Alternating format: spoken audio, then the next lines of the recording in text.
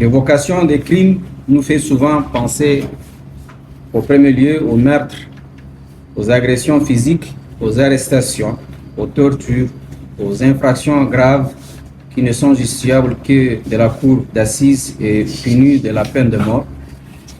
Mais les crimes commis contre les journalistes, c'était aussi les harcèlements des forces de sécurité, des autorités, c'est également l'intimidation juridique et judiciaire, les menaces de toute nature, les enlèvements, les détentions arbitraires, les violences sexistes et sexuelles, etc.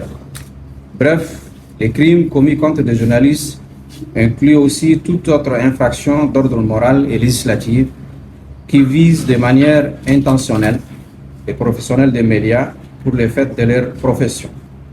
C'est pourquoi les entraves liées aux conditions matérielles, à l'environnement juridique et au contexte politique qui ne permettent pas un bon épanouissement de l'exercice du métier de journaliste entrent en droite ligne des crimes commis contre les journalistes. Car dès lors que les conditions d'exercice sont rendues défavorables, aucun journaliste ne peut travailler en toute sécurité. Chers confrères journalistes, vous conviendrez volontiers avec moi que le déroulé de ces chapelets de crimes dont font habituellement l'objet les professionnels de médias est le reflet identique de la situation que vivent les journalistes tchadiens à l'heure où nous parlons. Car au courant de ces mois d'octobre écoulés, plusieurs journalistes tchadiens ont été interpellés pour chasser ou brutaliser dans le cadre de l'exercice de leur métier en N'Djamena que dans les provinces du pays. 4 d'entre nous ont été détenus arbitrairement, alors que ceux d'entre nous qui portent des séquelles morales et des blessures physiques et psychologiques sont au nombre de 5. Ce triste tableau se termine sur le cas de 2 de nos confrères, notamment Service Ngartielé de Toumaï TV, porté disparu jusqu'à ce jour, et surtout notre regretté Narcisse Oredje, qui a succombé de ses blessures le 20 octobre dernier. Nous voulons les rappeler aussi, pour que les actes ne demeurent pas oubliés et impunis.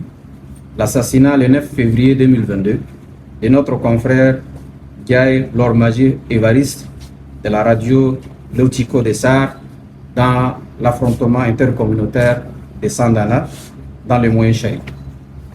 Chers confrères, le contexte actuel de la transition politique met les médias tchadiens et les journalistes devant leurs responsabilités sociales et devant le rôle des 4e pouvoirs.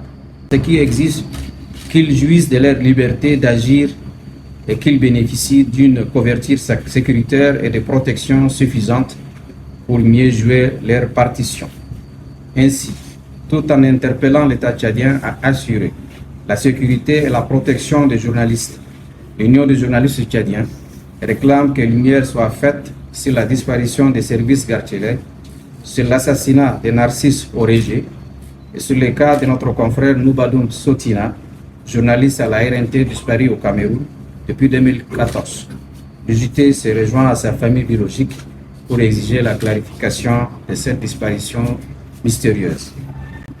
Le JT exige également que l'État tchadien prenne des mesures précises pour combattre la culture d'impunité, pour que les journalistes tchadiens et tous les professionnels de la communication apportent en toute sérénité leur contribution à la refondation du Tchad.